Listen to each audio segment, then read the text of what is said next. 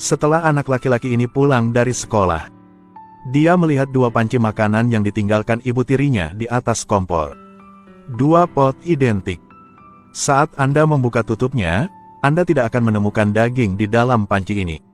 Dan panci lainnya penuh dengan daging. Dan bahkan ada banyak. Ini pot yang ditinggalkan ibu tirinya untuk adik perempuannya. Karena dia tidak memiliki hubungan darah dengan orang-orang dalam keluarga. Dan dia yatim piatu.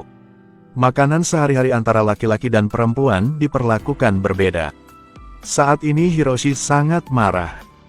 Jika dia berhasil di masa depan, pasti akan kembali dan membalas dendam pada ibu tirinya. Setelah lulus SMA, dia kabur dari rumah dan pergi ke Tokyo sendirian. Setelah 15 tahun berlalu, perusahaan Hiroshi berkembang pesat. Dia resmi menjadi pengusaha sukses.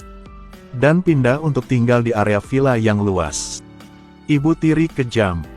Sekarang masih tinggal di rumah bobrok itu. Selama bertahun-tahun, Hiroshi sudah makan banyak makanan enak. Tapi dia hanya ingat keahlian memasak ibunya. Terutama semur kentang. Tapi ibunya sudah lama meninggal. Keinginanmu ini tidak akan pernah terwujud di masa depan. Hiroshi dengar ada toko yang menjual makanan ini di jalan Kyoto. Restoran kecil bernama Kamogawa Sokudo. Toko sangat berdedikasi untuk melayani pelanggan. Bapak Nagare ini bertanggung jawab menyiapkan hidangan. Dan Putri Koichi akan membantu para tamu menemukan rasa kenangan lagi. Tamu yang datang ke sini tidak akan bisa memesan makanan. Semuanya diatur oleh Nagare, itu bunga kayu. Pak tua membawakan makanan, termasuk sayuran hutan hijau, ikan mas musim semi, salmon panggang dengan saus, semur tuna dengan rumput laut. Selain itu, ada daging sapi gulung untuk bermalam. Baki makanan yang dibuat dengan cermat ini, Hiroshi perlahan akan menikmatinya. Setelah makan, pria itu pergi ke lantai 2 toko. Di atas adalah tempat bagi semua orang untuk mengagumi foto makanan yang diambil dari pemilik restoran. Dia merasa sangat dikagumi. Untuk dapat menemukan rasa dalam memori, Hiroshi memberitahu Koichi bahwa hidangan telah membuatku ingat selamanya dalam ingatanku. Ketika masih kecil, dia sangat suka sup kentang buatan ibuku. Sayangnya setelah itu semuanya berubah. Hiroshi besar di pedesaan. Keluarga terkaya di desa. Ibunya meninggal saat dia berumur 5 tahun. Setahun kemudian, ayah menikah lagi dengan sahabat ibu. Tidak hanya memiliki satu ibu tiri lagi dalam keluarga, tapi aku juga punya adik perempuan 7 tahun lebih muda dariku. Musim semi itu saat Hiroshi lulus SD. Ayah meninggal. Sampai lulus SMA, dia tinggal bersama ibu tiri dan adik perempuannya. Bahkan tinggal bersama. Api bisa merasakan. Dirinya hanya orang luar. Setiap hari mengalami hal yang sangat menyakitkan. Di saat seperti ini, aku selalu ingat semur kentang buatan ibuku. Dibandingkan dengan semur biasa, semuanya lebih merah. Setiap makan makanan buatan ibu, keduanya merasakan gunung dan sungai muncul di depan mata mereka. Hanya dengan dua informasi yang sedikit ini, lalu membuat ulang rebusan kentang ibu. Sangat sulit. Hiroshi juga sudah lama ingin menyerah, mencari selera ibu. Namun ketika dia melihat slogan toko, dan dengarkan reputasi toko untuk dapat menemukan cita rasa kenangan, dia tetap memutuskan untuk mencobanya. Ayah Koichi, sebelum membuka restoran ini, dia dulu seorang detektif terkenal. Siang itu, dia memutuskan untuk memikirkannya. Padahal itu orang sukses. Hanya ingin mencari cita rasa masa muda lagi. Dia kehilangan hatinya.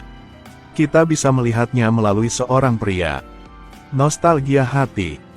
Kita juga harus membantunya. Jadi besok pagi, orang tua di kapal pergi ke kampung halaman Hiroshi untuk menemukan jawabannya. Di perjalanan, ia juga dengan antusias memberikan makanan kepada ibu tua di kereta. Hanya dengan tindakan sekecil itu, udah membawa banyak hal untuknya. Dengan bantuan orang tua, dia belajar cara merebus kentang di sana. Sayang sekali dia pergi sehari. Juga tidak bisa menemukan gunung dan sungai yang dibicarakan Hiroshi. Sekarang, dia mengikuti alamat rumah ibu tiri Hiroshi.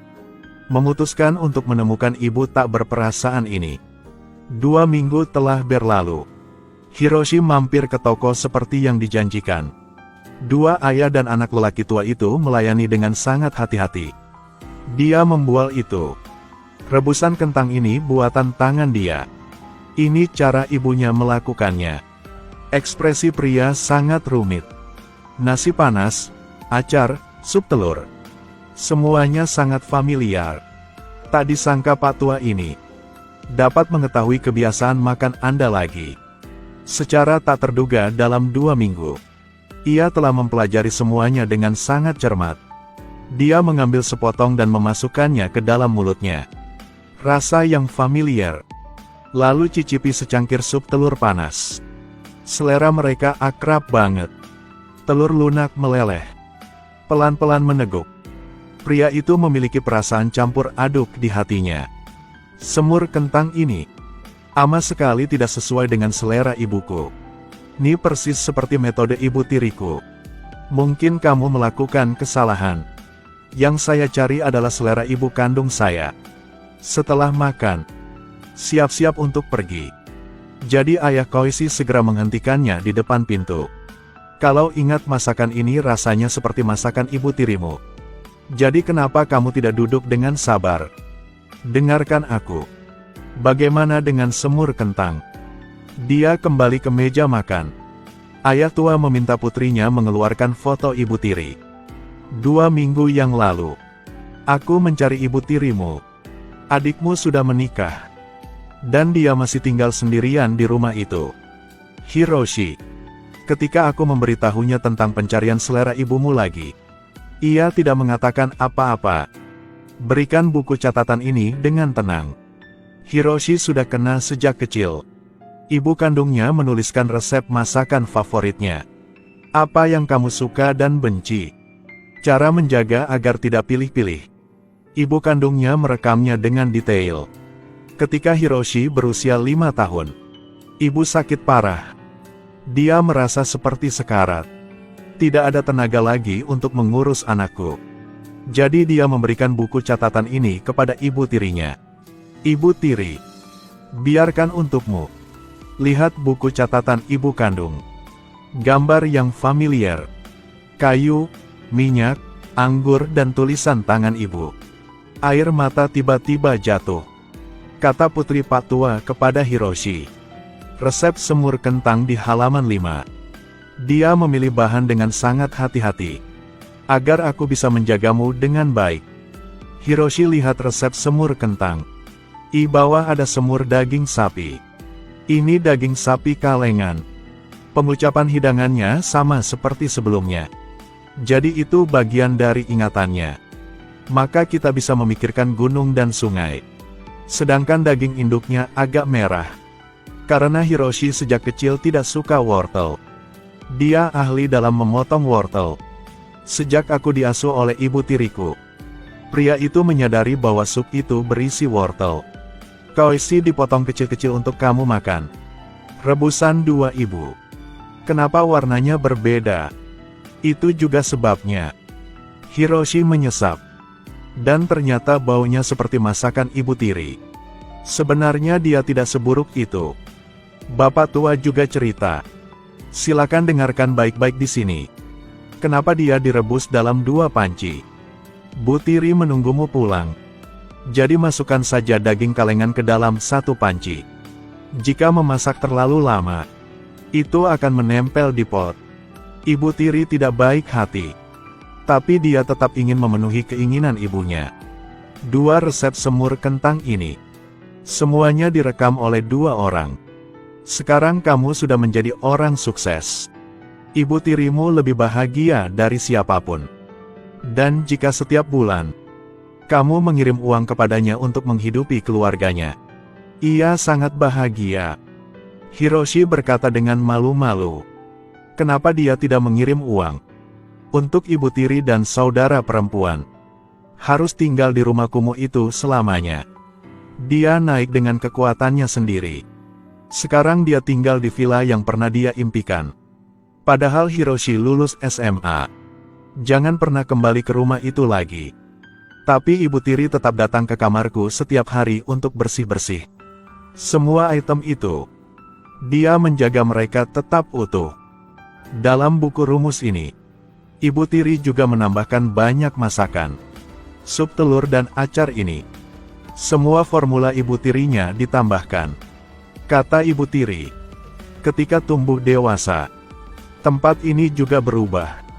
Ketika Hiroshi memecahkan semua kesalahpahaman bertahun-tahun yang lalu, dia menangis terseduh-seduh. Sebelum berangkat Patwa bilang begitu. Hiroshi, semoga kamu bisa mengembalikan notebook ini. Dapat dianggap sebagai keinginan saya selama bertahun-tahun.